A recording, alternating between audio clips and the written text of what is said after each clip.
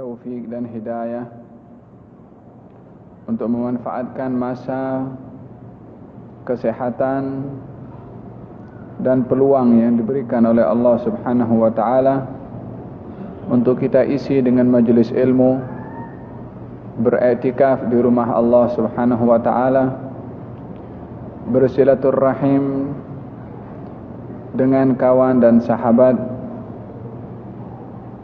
Kesemua ini adalah bahagian daripada amalan yang akan ditimbang oleh Allah Subhanahu wa taala.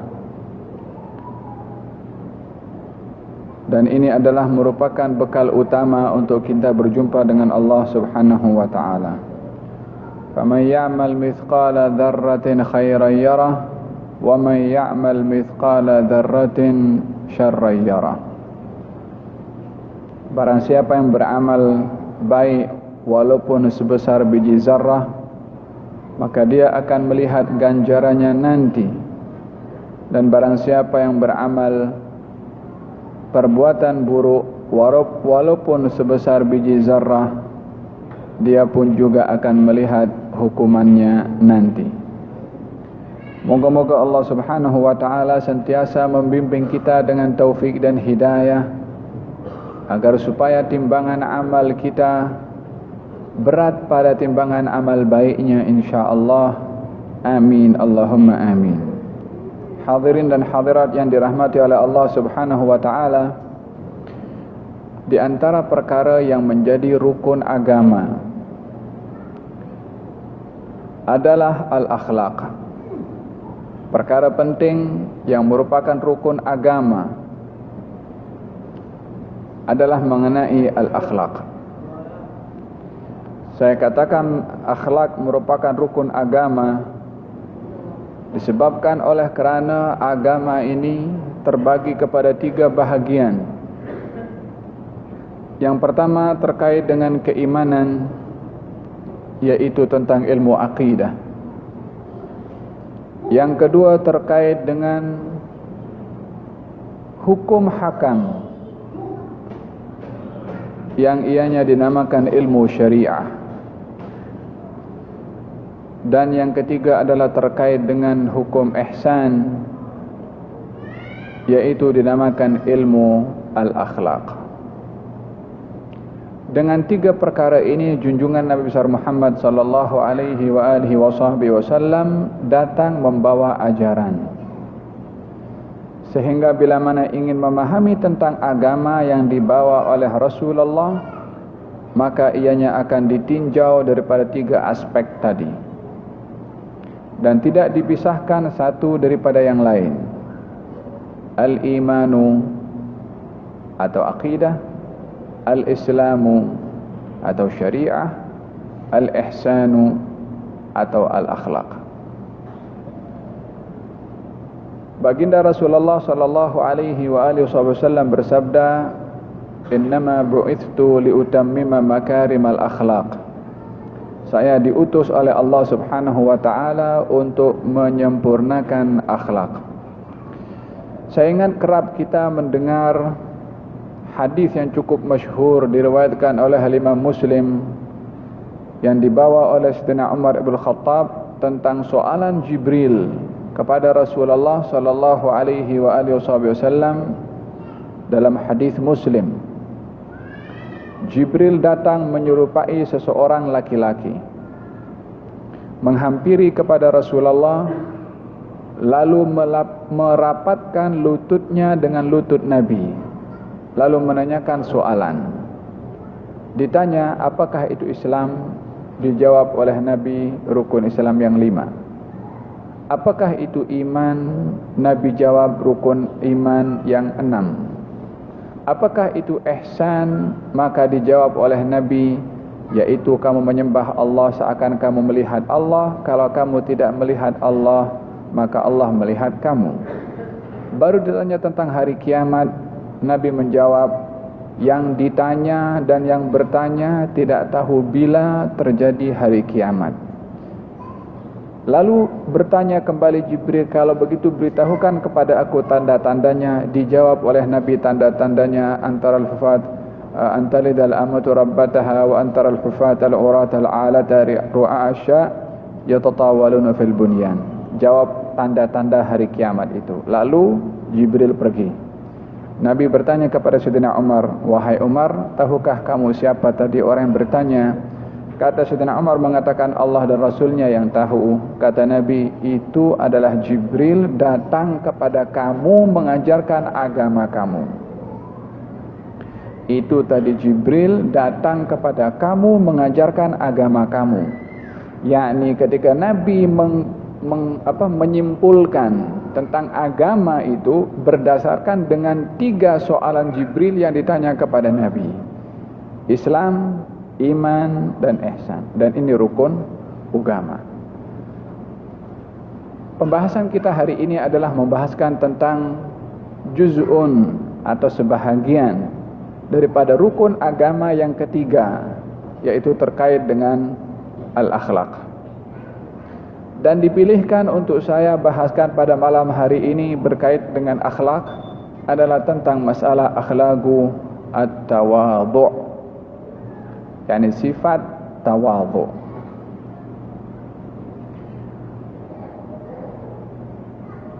Tawadhu' adalah bahagian daripada akhlak atau sifat mulia yang terkait dengan amalan hati. Dan perlu kita memahami tentang amal ibadah itu terkait kepada 2 bahagian. Amal perbuatan zahir yang dilakukan oleh tubuh badan, dan amal perbuatan batin yang terkait dengan perbuatan hati. Kita bila-bila melihat tentang amal perbuatan ibadah yang terkait dengan tubuh badan, seperti memberi dengan tangan, seperti salat yang memerlukan kepada gerakan, seperti haji terkait dengan perbuatan. Adapun amal perbuatan batin, amal perbuatan hati, seperti al-ikhlas, seperti tawadhu', seperti baik sangka, seperti zuhud. Ini bahagian daripada amalan-amalan yang baik pada hati. Di samping itu ada amal-amal perbuatan buruk yang dilakukan oleh tubuh badan, dan juga ada amal perbuatan yang buruk dilakukan oleh hati.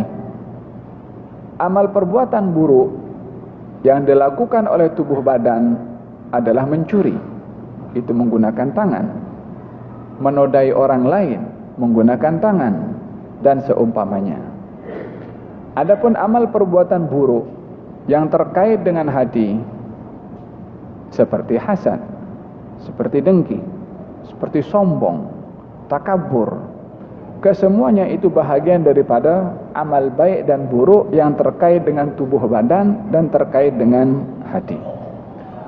Walaupun kebanyakan amal perbuatan baik yang dilakukan oleh tubuh badan memerlukan kepada hati, tetapi di situ ada amal perbuatan hati yang terkadang tidak diperlukan oleh tubuh badan,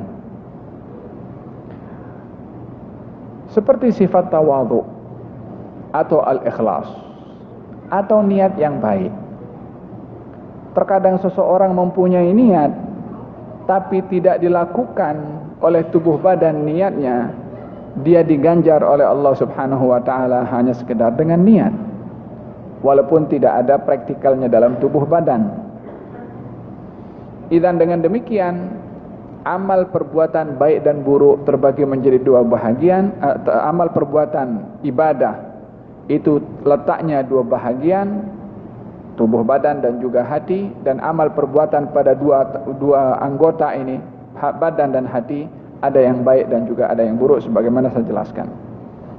Pembahasan hari ini berkenaan dengan sifat atau berkenaan dengan amalan hati yang namanya tawadhu. Apa itu tawadhu?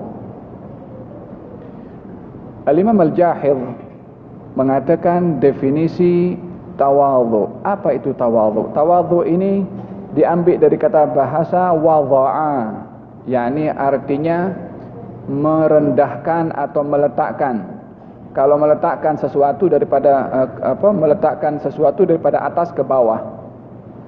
Walaupun kita nak letakkan di almari itu lebih tinggi daripada kita, tapi tangan kita masa meletakkan tu tangan yang lebih tinggi daripada barang yang kita letak. Arti bahasa tawadhu artinya meletakkan atau merendahkan atau menghinakan. Itu arti tawadhu secara bahasa. Arti tawadhu mengikut ilmu akhlak adalah tarkut tara'usi wa izharil khumuli wa karahiyatut ta'zim. Arti tawadhu mengikut ilmu akhlak adalah meninggalkan sifat ingin menjadi yang dimuliakan, yakni tarkut tara'us, meninggalkan sifat untuk dimuliakan, yakni bukan menuntut kemuliaan. Yang kedua, izharul khumul, menunjukkan sikap menyembunyikan. Yang ketiga, karahiyatut ta'zim, tidak suka walaupun dimuliakan. Itu tawadhu. Kata Imam Al-Jahidh, tarkut tara'us, yakni tidak mencari kemuliaan dengan berada menjadi ketua. Yakni bukan tak boleh menjadi ketua, tapi mencari kemuliaan pada kedudukan. Itu adalah meninggalkan keinginan menjadi seseorang di tempat yang dimuliakan. Keinginan nak dimuliakan dengan tempat, bila mana ditinggalkan, itu sifat pertama kepada tawadhu. Bukan bermakna meninggalkan kedudukan, ya, tak, meninggalkan keinginan untuk dipuji pada kedudukan, walaupun kedudukannya mulia, walaupun kedudukannya tinggi. Bila mana seseorang ingin mencari kedudukan yang tinggi, tapi yang dicari kemuliaan bersifat keduniaan, maka di sini dia adalah orang yang tidak punya sifat tawadhu. Yang kedua, izharul khumul. Izharul khumul lebih suka mempunyai sifat tersembunyi, walaupun dia masyhur, walaupun dia dikenal. Bila mana orang mempunyai sifat ingin tersembunyi dan tidak suka dengan dikenali, maka dia punya sifat tawadhu. Yang ketiga, karahiyatut ta'zim, tidak suka ketika disanjung, ketika dipuji. Ini definisi tawadhu mengikut Al-Imam Al-Jahidh. Di dalam Al-Quranul Karim, Allah Subhanahu wa ta'ala menyebutkan tentang tawadhu dengan pelbagai macam lafaz. Yang pertama dengan lafaz khafdhul janah. Khafdhul janah maksudnya merendahkan sayap. Allah Subhanahu wa ta'ala berfirman dalam Al-Quran, wakhfid janahaka limanittaba'aka minal mu'minin. Hendaklah engkau, wahai Rasulullah Muhammad, merendahkan sayapmu kepada pengikut kamu daripada golongan orang yang beriman. Dalam ayat yang lain, wakhfid janahaka lil mu'minin, rendahkan sayapmu untuk orang-orang beriman atau kepada orang-orang yang beriman. Kalimat khafdhul janah, rendahkan sayap, yakni kalau sayap itu biasanya ada kepada burung. Kalau burung itu ingin turun ke bawah, maka sayapnya dilengkukkan ke bawah untuk dia turun. Orang yang dia merendahkan diri dan meninggalkan disanjung, kalaupun tersanjung tidak ingin disanjung, kalaupun dia terkenal tapi dia ingin tersembunyi, maka ini adalah bahagian daripada khafdhul janah yang dimaksudkan oleh Allah Subhanahu wa ta'ala di dalam Al-Quran. Simbolik digunakan oleh Allah khafdhul janah, yakni merendahkan sayap. Karena burung bila mana turun dengan merendahkan sayapnya. Allah mengulang 2 kali, waqfid janahaka liman ittaba'aka. Rendahkan sayap kamu kepada orang yang mengikuti kamu daripada golongan orang yang beriman. Tentunya antara pengikut dengan yang diikuti adalah mulia yang diikuti berbandingkan pengikut. Di dalam kedudukan seorang yang mulia yang banyak pengikut, yang mulia tadi yang banyak pengikutnya diperintahkan untuk merendahkan diri kepada pengikutnya. Yakni kalau guru kepada murid, pengetua kepada anak buahnya, khafdul janah. Dan ini tidak mengurangkan darjat seseorang dengan merendahkan diri, maka orang bilang akan dipijak kepala kita. Tak, merendahkan diri bukan dalam arti kita membuka ruang kepada orang itu untuk menunjukkan sikap yang tidak sopan kepada kita. Merendahkan diri maksudnya di sini tidak melihat diri kita lebih baik daripada orang itu. Tidak memandang diri kita lebih mulia daripada orang itu, siapapun status orang itu. Ini definisi tawadhu mengikut siapa? Al-Imam Al-Jahid. Baginda Rasulullah sallallahu alaihi wa ala alihi wasallam diperintahkan oleh Allah dengan ayat 2 ayat, perintah untuk merendahkan kepada pengikut dan perintah untuk merendahkan kepada golongan kaum mukminin secara amnya. Waqfid janahaka liman ittaba'aka minal mu'minin. Walihada baginda Rasulullah sallallahu alaihi wa ala alihi wasallam di dalam beberapa sandaran riwayat dikenali sebagai seorang yang mempunyai sifat tawadhu yang tinggi. Di dalam kedudukannya yang begitu masyhur, tapi kalau duduk dengan sahabat-sahabatnya, orang lain kalau tak kenal kepada Nabi, tak tahu yang mana satu Nabi. Kalau Nabi duduk dengan para sahabat, kalau ada orang luar datang ingin mencari kepada Nabi, belum pernah jumpa tengok Nabi, tak akan tahu yang mana satu Nabi di kalangan mereka, sebab sama rata. Faham tu? Dan di dalam kedudukan Nabi yang begitu mulia dan terpuji, baginda Rasulullah sallallahu alaihi wa ala alihi wasallam memberitahukan kepada umatnya untuk tidak suka untuk dipuji.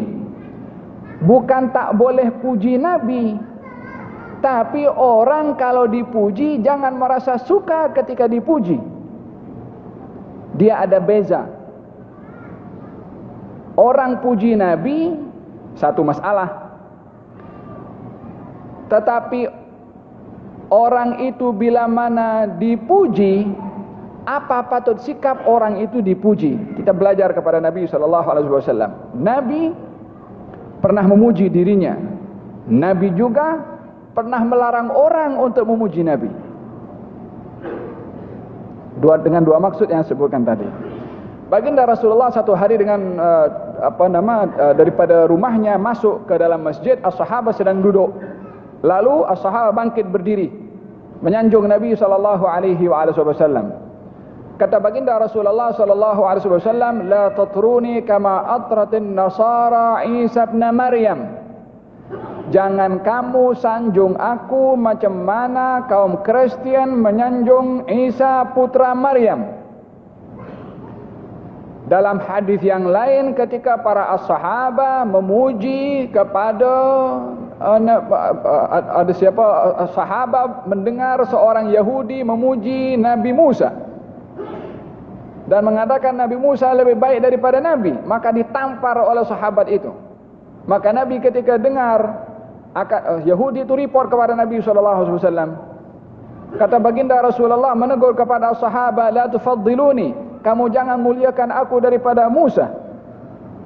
Dalam hadis yang lain boleh bersabda, la tufaddiluni ala Yunus bin Matta, jangan kamu lebihkan aku daripada Yunus bin Matta. Hadis-hadis ini menunjukkan bahwasanya Nabi SAW melarang orang memuji kepada Nabi. Zahirnya seperti itu. Tapi ketika as-sahabah duduk satu dengan yang lain, lalu masing-masing bercerita tentang kemuliaan para nabi, Tadi sahabat duduk dengan Yahudi, ini sahabat duduk antara mereka. Ketika duduk dengan Yahudi, Yahudi puji Musa. Sahabat marah sebab Nabi SAW lebih mulia daripada Nabi Musa. Tapi Nabi melarang kepada sahabat itu untuk melebihkan Nabi daripada Nabi Musa. Tapi ketika sahabat duduk berbincang sesama sendiri, mereka berbincang tentang Musa kalimullah, tentang Nuh, tentang Ibrahim, tentang nabi-nabi. Nabi mendengar. Kata baginda Rasulullah SAW mengatakan, aku mendengar kamu semua telah bercakap apa tentang para nabi. Ketahuilah, ana sayyidu waladi Adam wala fakhr. Saya adalah orang termulia daripada seluruh anak Adam. Saya tidak sombong. Ana awwalu syafi'in wa musyaffa'. Saya orang pertama yang memberi syafaat dan diizinkan memberi syafaat. Ana awwalu man tanshaqqu anhu al-ardu yawmal qiyamah. Saya adalah orang yang pertama akan terbelah kubur nanti di hari kiamat. Waliwa'ul hamdi biyadi yawmal qiyamah. Panji kepujian ada dalam genggaman aku nanti di hari kiamat. Adam wa man dunahu tahta liwa'i. Adam dan selainnya. Dan selainnya itu semua sekali, termasuk jin, di bawah panji aku nanti di hari kiamat.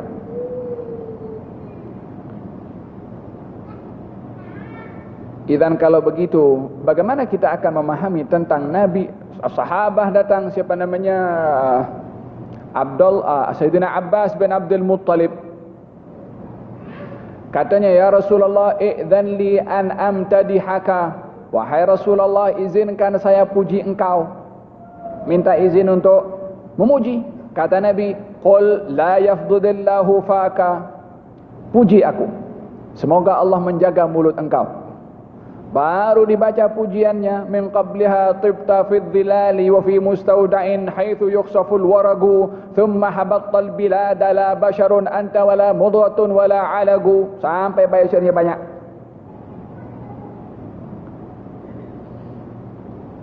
Hasan ibn Thabit mengatakan kepada Rasulullah, katanya, wa ajmalu minka lam taragattu aynun wa afdalu minka lam talidin nisa'u khuliqta mubarra'an min kulli aibin ka'annaka qad khuliqta kama tasha'u. Yang lebih indah daripada engkau tak pernah ada mata yang pernah memandang. Yang lebih mulia daripada engkau tak pernah ada seorang wanita pun yang melahirkan. Engkau dicipta oleh Allah bersih daripada segala kekurangan, seakan-akan engkau dicipta mengikut rupa dan paras yang engkau suka. Dan daripada praktikal para sahabat dan statement Nabi SAW antara memuji dan tidak suka untuk dipuji, kedua-duanya berlaku kepada baginda Rasulullah SAW. Untuk kita belajar mengambil sifat tawadhu daripada dua kejadian ini, bagaimana kita memahaminya? Ketika Nabi SAW melarang as-sahabah untuk memuji kepada Nabi, adalah ingin mengajarkan kepada orang yang terpuji agar supaya punya sifat tidak suka dipuji. Ketika Nabi melarang as-sahabah menyanjung Nabi lebih daripada yang lain, tunjuk ajar daripada Nabi kepada orang yang ada kedudukan, yang terpuji, jangan suka untuk dipuji walaupun dipuji. Makanya Nabi bagi tahu, kamu jangan lebihkan aku seperti Isa putra Maryam. Jangan seperti kaum Kristen menyanjung kepada Isa putra Maryam.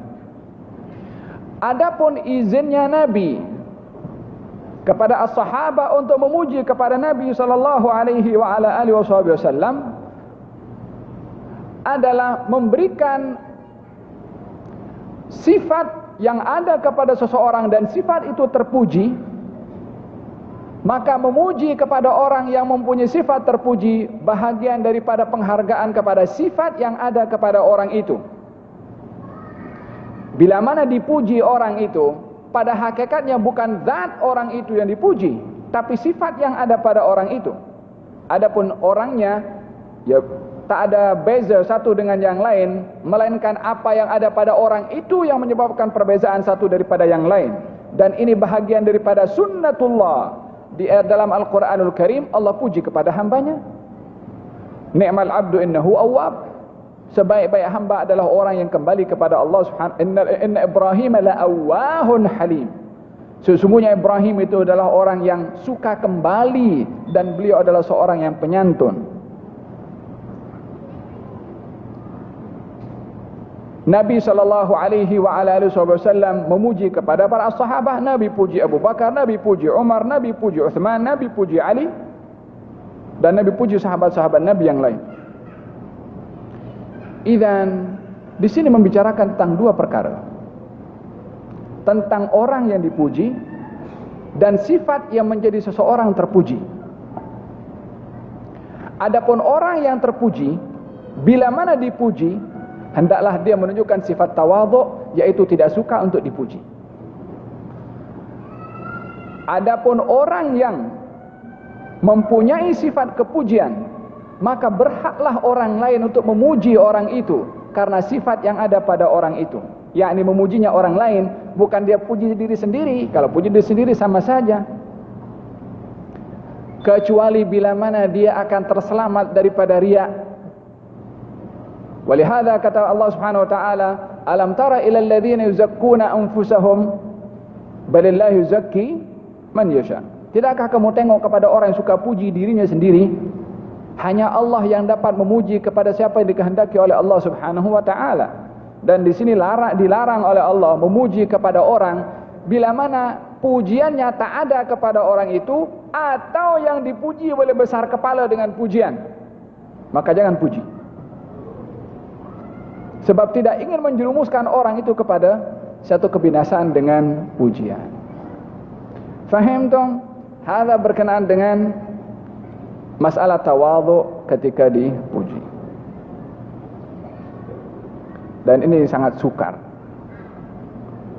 Oleh hadza mereka dahulu bila mana di para masyayikh, bila mana mengajar kepada anak muridnya, kita dalam pergaulan ini tidak luput daripada puji memuji satu dengan yang lain. Tapi biarlah bila mana ingin memuji, pujian itu ada kepada orang yang dipuji, dan biarlah pujian itu ikhlas dan tulus, bukan menginginkan apa-apa balasan daripada orang yang dipuji. Dan ini adalah maksud daripada pujian yang hanya tahu dia dan Allah Subhanahu wa taala. Para masyayikh dahulu mengajarkan bila mana kita dipuji oleh orang lain, maka kita hendaklah mengambil dua langkah. Yang pertama doa. Yang kedua muhasabah. Doa maksudnya adalah bila mana kita dipuji, maka kita mengatakan, ya Allah, anggaplah ini doa daripada orang itu untuk saya, dan jadikan saya orang lebih baik daripada pujian orang itu. Yang kedua muhasabah, bila mana dipuji oleh orang, muhasabah untuk kita tidak merasa bangga dengan pujian itu, karena di samping apa yang dipuji, banyak perkara aib yang kita buat yang orang yang puji kita tak tahu. Yang mungkin kalau orang yang puji kita tahu apa kita buat, yang dia tak tahu, mungkin tak akan puji kepada kita. Yakni membuka pintu harapan untuk menjadi orang yang lebih baik, melihat kepada kekurangan diri untuk tidak tersanjung ketika dipuji. Makanya mereka mengatakan, Allahumma inni a'udzubika an usyrika bika syai'an wa ana a'lam wa astaghfiruka lima la a'lam. Ya Allah, aku berlindung kepada kamu untuk menyekutukan kamu dengan sesuatu yang aku tahu, dan aku berlindung kepada engkau untuk menyekutukan engkau daripada sesuatu yang aku tak tahu. Apa maksudnya menyekutukan Allah? Merasa bangga, riak, dipuji oleh orang lain, itu bahagian daripada syirik yang kecil. Syirik kecil itu riak. Namanya syirik kecil, maknanya menyekutukan Allah di dalam kita punya nawaitu. Faham dong? Hadza dua keadaan yang terjadi kepada Nabi sallallahu alaihi wa ala alihi wasallam. Satu hari baginda Rasulullah bermusafir bersama dengan para as-sahabah. Di tengah-tengah perjalanan, baginda Rasulullah berehat dan meminta kepada sahabat untuk menyediakan keperluan makanan untuk makan bersama. Kata sahabat mengatakan, saya akan potong kambingnya. Yang satu mengatakan, saya akan potong dagingnya. Yang satu pula mengatakan, saya akan memasaknya. Kata Nabi, kalau begitu saya yang cari kayu bakarnya. Kata sahabat mengatakan, ya Rasulullah, kamu tak perlu untuk berkhidmat juga, biarkan kami uruskan semuanya. Ya, ini melihat Nabi sebagai seorang yang tersanjung mulia, yang layak untuk dilayan. Kata baginda Rasulullah, inni la uridu an atamayyaza ankum. Saya tak mau nampak asing daripada kamu, yakni tak mau nampak beza, nak juga kerja. Fahimtum? Hakadha, seseorang bila mana mempunyai sifat at-tawadhu, dinampak dengan meninggalkan keinginan kemuliaan melalui kedudukan, lebih suka untuk tersembunyi walaupun masyhur. Yang ketiga adalah tidak suka ketika disanjung.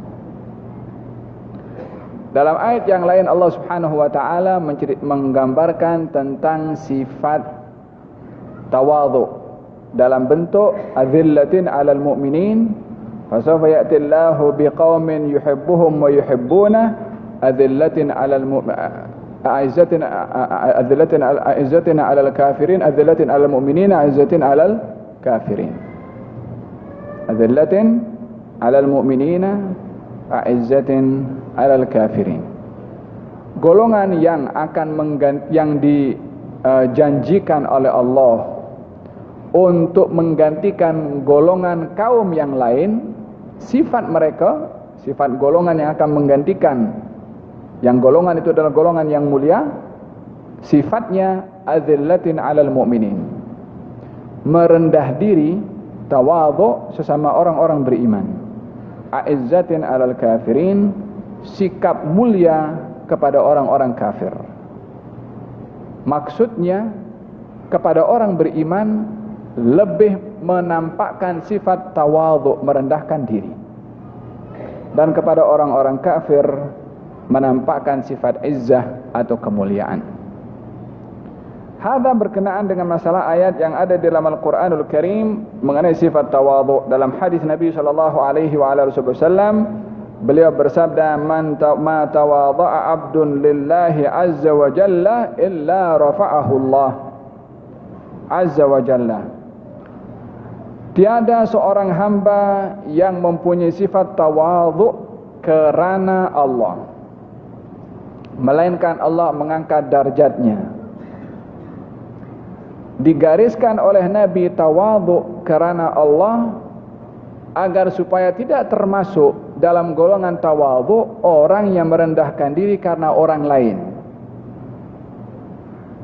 Orang merendahkan diri karena harta yang ada pada orang. Orang merendahkan diri karena jawatan yang ada pada orang. Orang yang merendahkan diri karena kedudukan orang itu. Tawadhu'nya merendahkan dirinya karena harta, jawatan ataupun kepentingan orang itu kepada orang yang dia bertawadhu kepadanya. Maka ini tidak termasuk daripada golongan orang yang bertawadhu. Mesti lillah. Tawadhu'nya karena Allah kepada siapa saja. Kepada orang kaya, kepada orang miskin, kepada orang berjawatan, tak berjawatan, tawadhu'nya kepada mereka semua lillah, baru itu dikatakan sebagai sifat tawadhu. Al-Imam Abdullah ibnu Al-Mubarak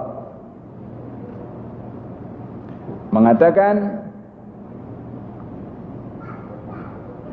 ra'sut tawadhu an tadha'a nafsaka 'inda man huwa dunaka min ni'matid dunya hatta tu'limahu anna laysa laka bidunyaka 'alaihi fadlun.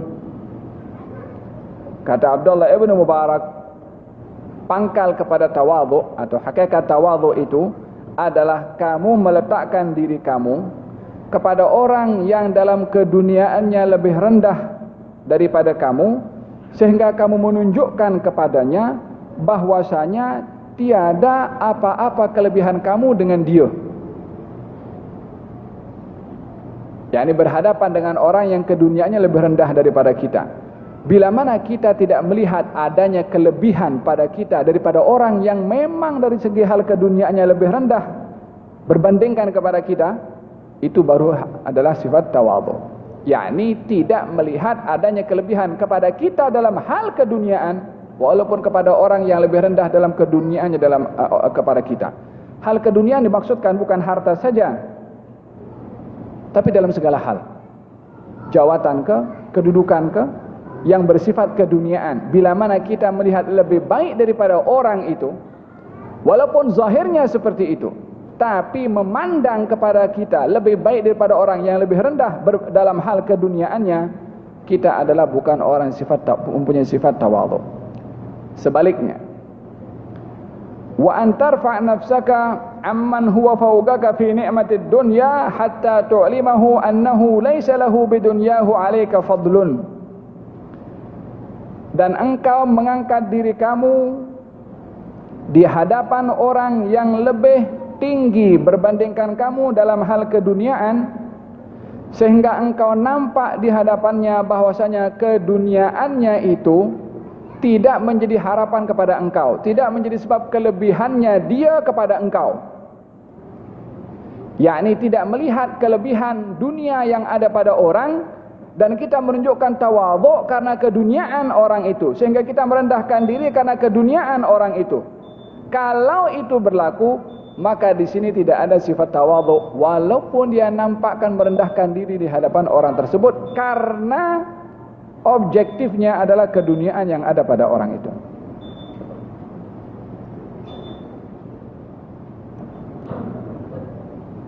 Oleh sebab itu, di dalam hadis Nabi SAW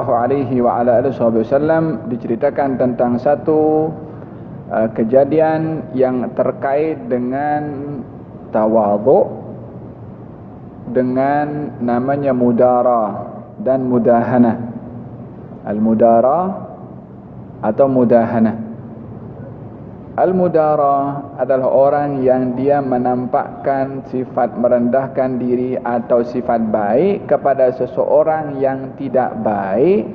Tujuannya adalah untuk dapat dielakkan daripada bahaya orang yang tidak baik tadi. Menunjukkan sifat tawadhu, merendahkan diri kepada orang yang dikenali dengan al-fusuq, dengan sifat fasik, dengan sifat kekejamannya. Bila mana maksud daripada merendahkan diri kepada orang itu karena khawatir kekejaman orang itu kena kepada kita, maka dalam hal ini namanya mudarah yang diperbolehkan. Tapi bila mana merendahkan diri kepada orang karena kita mengharapkan keduniaan orang itu, karena orang ini ada kedudukan dan kita mahukan bahagian daripada pemberian orang itu dalam hal keduniaan, sehingga kita merendahkan diri kepadanya, ini namanya mudahana, dan ini adalah dilarang. Satu hari baginda Rasulullah SAW didatangi oleh seorang, namanya siapa itu, Uyainah bin Husain kalau tidak silap saya. Seorang dikenali dengan kejam. Nabi berada dalam rumahnya, lalu Siti Aisyah mengatakan, "Ya Rasulullah, di hadapan rumah ada seorang itu, yakni Uyainah bin Husain." Kata Nabi, "Bi'sal ashir au wabnul ashir." Yakni orang ini dari keluarga yang buruk, yang jahat. Yakni orang itu jahat. Tapi Nabi ketika jumpa disambut dengan senyum oleh Nabi, lalu kemudian dilayan baik oleh Nabi. Dan ini Siti Aisyah merasa hairan. Tadi apa dia yang diucapkan dengan apa yang ditunjukkan oleh Nabi berbeza. Adakah ini termasuk daripada apa istilahnya sekarang hipokrit, kata orang bilang. Kata baginda Rasulullah SAW setelah orang itu pergi, ditanya oleh Siti Aisyah, "Kamu tadi bercakap begitu, tapi sambutan kamu berbeza." Kata baginda Rasulullah, "Inna min syarrin nas man yad'un nas ittiqa'a fuhsyih." Seburuk-buruk orang adalah orang yang orang lain khawatir akan terkena bahaya orang itu. yakni orang menjauhkan diri daripada dia, termasuk orang menjaga hati dia semata-mata melindungi diri daripada kejahatan orang itu. Dan ini adalah orang yang paling buruk. Dan ini adalah bahagian daripada menolak bahaya yang akan keluar atau yang akan dilakukan oleh orang itu. Ini namanya mudarah, diperbolehkan. Menunjukkan sikap tawadhu kepada orang yang kalau kita tak tunjuk, ini orang akan jadi membawa malapetaka kepada kita. Ini namanya mudarah. Tapi kalau orang itu bertawadhu kepada orang karena ingin mengharapkan keduniaan daripada orang itu, sehingga kita merendahkan diri kepadanya hanya semata-mata karena keduniaannya, ini ada namanya mudahana, dan ini adalah tidak diperbolehkan. Berbeza dengan orang yang bertawadhu kepada orang lain bukan karena keduniaannya, tapi karena agamanya, karena ilmunya, karena kedudukan martabatnya di dalam agama. Kita perlu untuk bertawadhu kepadanya. Maka tawadhunya orang itu adalah satu ibadah. Contoh, orang tawadhu dengan mak bapaknya. Memang kepada orang tua, siapapun orang tua itu, baik atau tidak baik, tetap kita diperintahkan untuk tawadhu, merendahkan diri kepada orang tua, sebagaimana Allah Subhanahu wa taala berfirman dalam Al-Qur'an, waqfid janahadz dhulli minar rahmah wa qur rabbirhamhuma kama rabbayani shaghira. Wahai anak, rendahkan sayap kamu kepada orang tua kamu, tanpa mengira orang tua muslim atau bukan muslim, tetap merendahkan diri. Maksudnya tawadhu dengan tidak melihat diri sombong kepada orang tua. Yang kedua, ini tawadhu kepada orang lain karena agama. yakni agama yang meletakkan orang tua darajatnya lebih tinggi kepada kita, yang kita perlu bertawadhu. Bertawadhu kepada orang yang berilmu, kepada guru, disebabkan oleh karena ilmu yang ada pada guru tersebut. Demikian yang ditunjukkan oleh para sahabat kepada Nabi sallallahu alaihi wasallam, sehingga mereka bila mana duduk di hadapan baginda Rasulullah, ka'anna fi ru'usihim at-tair, seakan-akan di kepala mereka itu ada burung yang hinggap, dan burung itu tak terbang. Maksudnya apa? Burung itu akan hinggap di sesuatu yang tak bergerak, batu ke, pokok ke. Kalau di daun-daun bergerak, burung terbang. As-sahabah tenangnya dan hormatnya kepada Nabi ketika berada dalam majelis umpama seakan-akan batu yang tegak tak bergerak. Kalau burung ada di atasnya tak akan terbang. Yakni karena hormat dan tawadhu kepada Nabi sallallahu alaihi wasallam. Al-Imam Syafi'i bila mana duduk di hadapan Al-Imam Malik mengatakan, saya enggan untuk membuka lembaran-lembaran yang saya bawa, mengelak daripada adanya suara yang boleh mengganggu konsentrasi Imam Malik ketika mengajar. yakni enggan untuk membuka sampai ada suara, khawatir mengganggu konsentrasi. Al-Imam Ar-Rabi' bila mana belajar di hadapan gurunya Al-Imam Syafi'i mengatakan, saya enggan untuk minum di hadapan Al-Imam Syafi'i karena hormat kepada Al-Imam Syafi'i sementara dia sedang belajar. Al-Imam Malik alaihi ridwanullah bila mana menyampaikan hadis, maka dia akan berwudu terlebih dahulu, duduk di tempatnya dan serius, sehingga keseriusannya di dalam menyampaikan hadis Nabi saat itu digigit oleh kalajengking di belakangnya, enggan untuk memutuskan ilmu hadis yang disampaikan karena hormat kepada ilmu itu, yaitu hadis Nabi sallallahu alaihi wasallam. Dan ini adalah bahagian daripada tawadhu kepada orang yang kita bertawadhu kepadanya sebabnya mulia, ilmu karena agama atau karena kedudukan orang itu yang saleh di sisi Allah Subhanahu wa taala. Wa hakadha, sifat tawadhu itu dengan perincian yang saya jelaskan, antara yang terpuji dan juga yang tercela.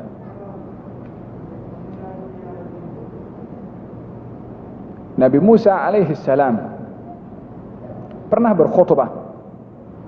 Setelah berkhutbah, maka ditanya oleh pengikutnya, wahai Musa, adakah ada orang yang lebih berilmu daripada engkau? Kata Nabi Musa, tidak ada. Allah turunkan wahyu, bagi tahu kepada Nabi Musa, di situ ada seorang hamba yang aku berikan kepadanya ilmu, engkau pergi kepada dia dan cari ilmu daripadanya. Siapa yang dimaksudkan? Khidir alaihi salam. Dan ayat ini ketika dikaji mendapati bahwasanya ini adalah nasihat daripada Allah kepada Nabi Musa dan semua umat yang beriman untuk bertawadhu ketika mempunyai kedudukan, khususnya bila mana mempunyai ilmu, untuk tidak membatasi ilmu kepada dirinya walaupun dirinya berilmu. Karena Nabi Musa ketika disoal, adakah orang yang lebih berilmu daripada engkau? Dia mengatakan tidak ada. Ditegur oleh Allah dengan diberitahu ada orang yang mempunyai ilmu yang engkau tidak punya. Engkau pergi belajar kepada dia. Disuruh Nabi Musa belajar ilmu kepada Nabi Khidir, walaupun Nabi Musa jauh lebih mulia daripada Khidir. Tapi itu sentuhan teguran halus dari Allah Subhanahu wa taala. Sepatutnya jawaban yang diberikan Allahu a'lam, supaya tidak melihat diri lebih baik daripada orang lain ataupun tidak ada yang lebih baik daripada dirinya. Hada berkenaan dengan Sayyiduna Musa alaihi wa ala nabina afdhalus salati wassalam. Kata Siti Aisyah mengatakan, afdhalul ibadah at-tawadhu. Ibadah yang paling baik adalah at-tawadhu. Sayyidina Umar ibn Khattab radhiyallahu anhu wa ardhah ketika berjalan dengan Sayyidina Abu Ubaidah ibn al-Jarrah menuju ke Syam untuk membuka Baitul Maqdis. Ketika itu sampai kepada satu tempat yang mustangqa. Mustangqa ini macam apa? Ada kolam atau apa, air yang sedang menggenang. Dan di situ Sayyidina Umar turun daripada ontanya untuk berjalan menyeberangi air tadi. Lalu diambil al-khuf, kasut yang dipakainya, dan macam diikat, diletakkan, dikalungkan di lehernya sini.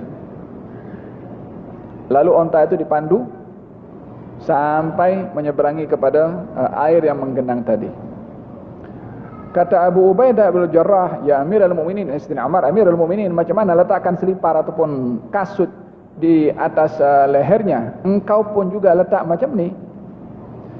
Kata Sayyidina Umar, kalau yang bercakap kepada aku itu orang lain selain engkau, aku dah hukum kepada dia. Katanya mengatakan, kita ini dahulu adalah orang yang jahiliyah, yakni terkebelakang. Nahnu qaumun a'azzana Allahu bil Islam, famahma ibtaghaina al-izzata bighairihi adallana Allah. Kita ini satu bangsa yang dimuliakan oleh Allah dengan Islam. Bila mana kita mencari kemuliaan selain daripada Islam, kita akan dihina oleh Allah Subhanahu wa taala. Dalam kisah yang sama, ketika beliau ingin membuka Baitul Maqdis dan diminta untuk memakai pakaian yang hebat, pakaian yakni pakaian kepimpinan lah, pakaian resmi untuk membuka Baitul Maqdis yang akan diserahkan kepada Amirul Mukminin Umar. Ketika itu diminta untuk memakai pakaian yang sedemikian. Maka ketika dipakai, dia mengatakan, inni angkartu nafsi, macam tak selesa aku pakai ini. Bagi pakaian aku yang awal tadi, pakaian yang lama dipakai, yang pakaian itu sama dengan pakaian kaum muslimin secara amnya. Bahkan dikatakan ada beberapa tampalan pada pakaian Sayyidina Umar bin Khattab, sementara beliau Amirul Mukminin. Katanya mengucapkan kata-kata yang sama. Nahnu qaumun a'azzana Allahu bil Islam, famahma ibtaghaina al-izzata bighairihi adzallana Allah. Kita ini satu bangsa yang dimuliakan oleh Allah dengan Islam. Bila mana dicari kemuliaan selain daripada Islam, maka kita akan dihina oleh Allah Subhanahu wa taala. Hada Sayyidina Abu Bakar, Sayyidina Umar, Sayyidina Abu Bakar Siddiq. Pertama kali ketika menjadi khalifah menggantikan Rasulullah, ini sifat tawadhu yang ditunjukkan oleh orang-orang yang top dalam kepimpinannya dan termasuk orang termulia setelah Nabi SAW. Sebelum wafatnya Nabi, kebiasaan Sayyidina Abu Bakar membantu rumah yang di situ ada ibu tunggal dan anaknya untuk memerah susu daripada kambing. Ketika Sayyidina Abu Bakar menjadi khalifah setelah wafatnya Rasulullah, maka Sayyidina Abu Bakar ketika itu sudah mulai sibuk dengan urusan kaum mukminin. Waktu itu masalah-masalah banyak terjadi. Di satu kawasan ada murtad, ada orang yang tak mau keluar zakat, kemudian nak hantarkan tentera yang dipimpin oleh Usama bin Zaid. Yakni banyak perkara-perkara yang perlu diselesaikan pada kepimpinan Sayyidina Abu Bakar Siddiq. Satu ketika itu masa lalu di hadapan rumah yang dahulu ketika beliau belum menjadi khalifah suka membantu keluarga itu memerah susunya, lalu di hadapan rumah itu terdengar suara daripada dalam rumah mengatakan, sekarang Khalifah Rasulullah Abu Bakar sudah sibuk dengan urusan kepimpinan, maka tak ada masa untuk memerah susu untuk kami. Kata Sayyidina Abu Bakar yang mendengar mengatakan, wahai penghuni rumah ini, kamu jangan risau. Walaupun Abu Bakar sudah memimpin satu kepimpinan, tidak akan meninggalkan kebiasaan baik yang biasa dilakukan sebelum beliau memimpin. Esok aku perah susu di rumah engkau. Dalam keadaan menjadi khalifah, pergi ke rumah orang itu untuk merah susu bagi kepada orang ibu tunggal tadi itu. Amirul Mukminin, Khalifah Rasulullah sallallahu alaihi wasallam tidak merasa hina dengan memerah susu. Tidak merasa rendah dengan memerah susu membantu orang lain, walaupun kedudukannya cukup hebat dan cukup mulia. Sayyidina Utsman bin Affan ketika malam-malam memerlukan kepada bantuan, saat beliau menjadi khalifah, enggan untuk membangunkan pembantunya tengah malam. Kenapa? Time rehatnya dia, biar saya buat sendiri. Ali bin Abi Thalib pergi ke pasar untuk membeli korma. Kemudian kormanya itu dibawa oleh beliau. Maka pengikutnya datang, biarkan kami bawa korma ini. Katanya, Abul Iyal aula an yahmilah. Bapak kepada anak itu lebih berhak untuk membawa barangan. Dia beli korma itu untuk ahli keluarganya. Siapa bertanggung jawab kepada ahli keluarga? Laki-laki, bapaknya. Saya bapak kepada mereka, saya kena lebih pantas untuk membawa barangan itu. Dibawa sendiri oleh Sayyidina Ali bin Abi Thalib. Ini bukan bermakna tak boleh layan kepada orang yang mulia dengan membawakan bagnya, bukunya, keretanya. Silahkan. Tapi yang dilayan itu tidak boleh merasa berhak untuk dilayan. Jangan merasa tersanjung ketika dilayan, dan jangan merasa terhina kalau tidak dilayan. Ini semua terkait dengan masalah hati dan perasaan.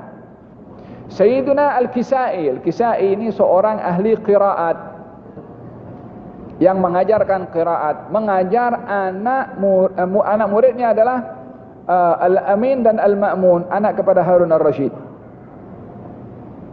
pemimpin daripada kerajaan Abbasiyah. Harun Ar-Rasyid punya anak dua orang, Amin dan Ma'mun, belajar kepada Al-Kisai, belajar Quran. Al-Kisai bila mana nak balik, Al-Amin dan Al-Ma'mun berebut untuk mengambil seliparnya Al-Kisai untuk diletakkan. Sehingga satu hari mereka berselisih. Kata Al-Kisai mengatakan, kamu ambil satu, kamu ambil satu. Dalam hal ini Al-Kisai bukan ingin menunjukkan dirinya ingin dilayan, tapi ingin mengajarkan kedudukan ilmu itu sendiri tanpa ada rasanya bangga dengan dilayan oleh anak muridnya. Dan ini adalah sifat tawadhu. Sayyidina Zaid ibn Zaid ibn Thabit dengan Sayyidina Abdullah ibn Abbas. Abdullah bin Abbas anak murid kepada Zaid ibn Thabit. Ketika Zaid ibn Thabit keluar daripada rumahnya, maka dipersilahkan untuk menaiki hayawan tunggangannya dan dipandu oleh Abdullah ibn Abbas, dipegang. Itu tunggangan Zaid ibn Thabit, kalau tidak dipandu pun juga tetap dia berjalan. Zaid ibn Thabit boleh kendalikan sendiri. Tapi ini bahagian daripada khidmat murid kepada gurunya. Maka dipandu. Kata Zaid ibn Thabit, tinggalkan wahai anak saudara Rasulullah sallallahu alaihi wasallam, yakni sepupu kepada Nabi Abdullah bin Abbas. Jangan kamu pegang, jangan kamu pimpin kendali itu. Kata Abdullah bin Abbas, hakadha umirna an naf'ala bi ulama'ina. Demikian kami diperintah untuk beradab kepada ulama-ulama kami, yakni dilayan, yakni dikhidmat. Dan sebelum ini Sayyidina Abdullah bin Mas'ud, anak murid Nabi SAW, tugasnya bawa selipar Nabi, bawa tongkat Nabi, bawa bekas wudhu Nabi, bawa siwak Nabi, dan mencari batu untuk Nabi beristinja. Kalau Nabi pergi ke satu tempat dan melepaskan seliparnya, yang jaga selipar Nabi Abdullah bin Mas'ud. Itu diambil seliparnya, diletakkan di lengannya di sini. 2 selipar Nabi. Kemudian tongkatnya dipegang. Bila mana Nabi nak keluar, disediakan seliparnya, tongkatnya diberikan. Bila mana berwudu, dia ambil bekas wudunya, diisi dengan air, diberikan kepada Nabi. Bila mana ingin bersiwak, siwaknya diserahkan kepada Nabi. Dan bila mana ingin beristinja, dia yang cari batu untuk diberikan kepada Nabi. PA dalam hal-hal yang khas untuk Nabi SAW.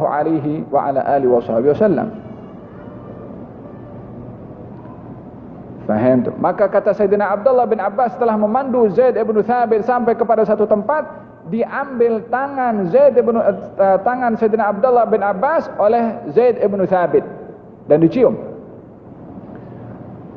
Kata Abdullah bin Abbas mengatakan, sebagaimana dalam Mustadrak Imam Al-Hakim, kata Abdullah bin Abbas mengatakan, apa kamu buat wahai sahabat Rasulullah? Katanya, hakadha umirna an naf'ala bi ali baiti rasulina. Demikian kami diperintah untuk hormat kepada ahli keluarga Nabi kami. Ini hubungan antara guru dengan murid dan bagaimana sahabat kepada ahli keluarga Nabi SAW.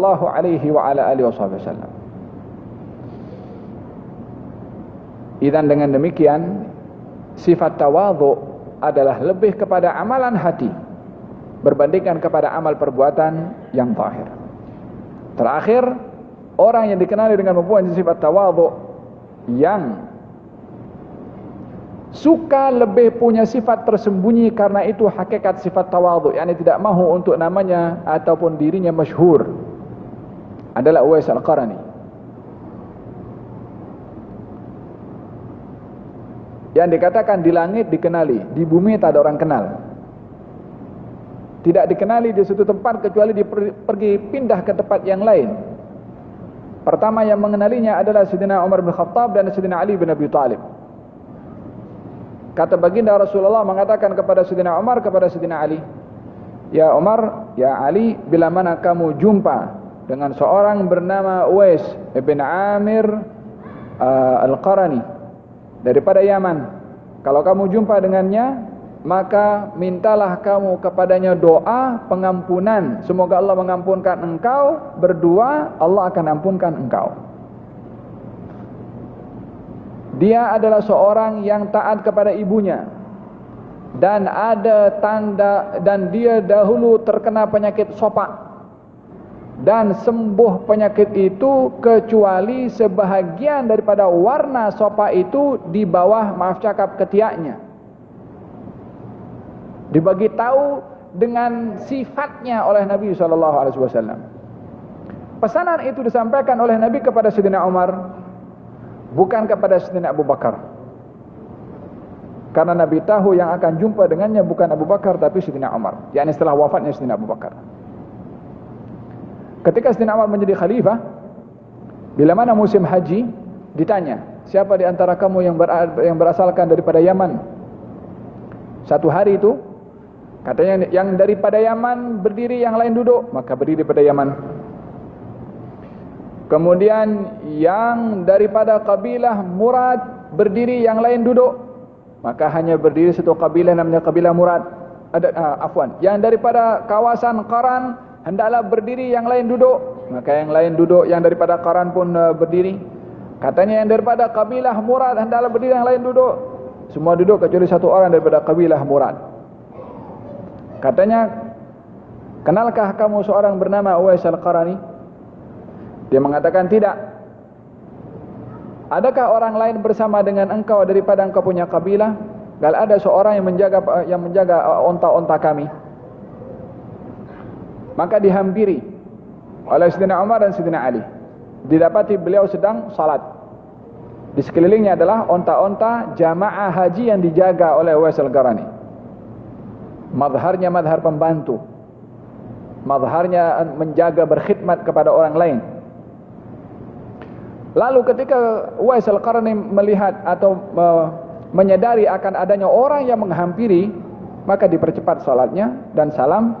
Lalu ditanya, mengucapkan salam, dijawab salamnya, ditanya oleh Sayyidina Umar, siapa nama kamu? Enggak, Abdullah. Kata Sayyidina Umar mengatakan, kulluna abidullah, kita semua hamba Allah, tapi nama kamu yang diberi oleh ibu kamu. Katanya Uwais bin Amir Al-Qarni daripada kabilah Murad.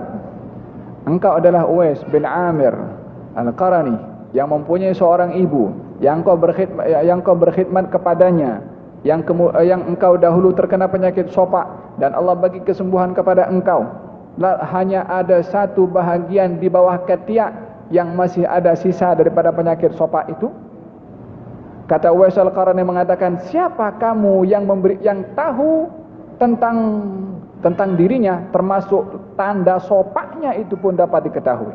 Sementara yang di bawah ketiak tak ada orang tahu kecuali dirinya sendiri. Tapi Nabi beritahu.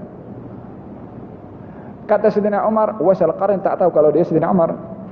Kata Sayyidina Umar mengatakan, ana Umar bin Khattab, ini Ali bin Abi Thalib. Maka disambut, selamat datang wahai Khalifah Rasulullah dan anak saudara Rasulullah sallallahu alaihi wasallam. Kata Sayyidina Umar mengatakan, kalau itu perkara yang disampaikan tadi adalah pesanan daripada Nabi sallallahu alaihi wasallam, dan aku diminta atau kami diminta untuk meminta doa kepada engkau, dan ini bahagian daripada mana darjat Sayyidina Umar, Sayyidina Ali dengan Uwais Al-Qarni. Ini sahabat, Khalifah Rasulullah, salah seorang daripada mubasyirin bil jannah. Darjat Sayyidina Umar dan Sayyidina Ali lebih mulia daripada Uwais. Tapi Nabi suruh keduanya minta doa kepada Uwais, yakni tunjuk ajar tawadhu kepada orang lain walaupun dirinya lebih mulia di sisi Allah Subhanahu wa taala. Kami diminta untuk minta doa kepada engkau, dan ini bahagian daripada istimdad, yakni menanamkan harapan baik kepada orang yang baik di sisi Allah untuk mendoakan kepada kita. Mana lebih baik Sayyidina Umar dengan Sayyidina Uwais Al-Qarni? Sayyidina Umar, doanya Sayyidina Umar lebih mustajab. Tapi kenapa disuruh minta kepada Uwais? Nabi pernah minta doa kepada Sayyidina Umar. Bukankah doa Nabi mustajab? Kata Nabi mengatakan kepada Sayyidina Umar ketika ingin pergi ke haji atau umrah, katanya Nabi, la tansa min du'aika ya ukhayyah. Wahai saudara kecilku, jangan kamu lupa mendoakan aku. Nabi minta doa kepada Sayyidina Umar. Apa maksudnya? Pengajaran untuk tawadhu dan juga menanamkan harapan baik kepada orang baik yang akan pergi ke tempat yang baik untuk mendoakan. Wahakadha Sayyidina Umar dan Sayyidina Ali meminta doa kepada Sayyidina Uwais Al-Qarni. Maka didoakan oleh Uwais Al-Qarni. Lalu kemudian Uwais Al-Qarni ditanya, adakah kamu perlu kepada sesuatu? Dan aku tak perlu apa-apa kepada engkau. Keadaan aku sekarang ini sudah dikenali oleh engkau. Engkau jangan cerita tentang aku kepada siapa saja. Kemudian kata Sayyidina Umar mengatakan, nasihati kepada aku. Tak cukup minta doa, minta nasihat. Maka kata Sayyidina Uwais Al-Qarni mengatakan, di antara poin yang disampaikan kepada Sayyidina Umar yang menyebabkan Sayyidina Umar tersedak ketika itu dan menangis, katanya perjalanan kita ini adalah jauh, yakni menuju kepada Allah Subhanahu wa taala, dan akan berhadapan dengan Allah dan akan dihisab setiap menit dan saat yang kita lalui di dunia ini daripada hubungan kita dengan Allah dan hubungan kita dengan hamba Allah Subhanahu wa taala. Gal biarkan saya bersama dengan binatang gembalaan ini dan jangan kamu cerita kepada orang lain. Ini sifat tawadhu yang tidak mahu syuhrah, tidak mau dikenali, tidak mau diketahui oleh orang, lebih suka tersembunyi. Hadza sifatu at-tawadhu, man tawadha'a rafa'ahu Allah. Orang yang tawadhu akan diangkat oleh Allah Subhanahu wa taala, dan orang yang sombong akan dihina oleh Allah Subhanahu wa taala. Wallahu ta'ala alam bis-shawab.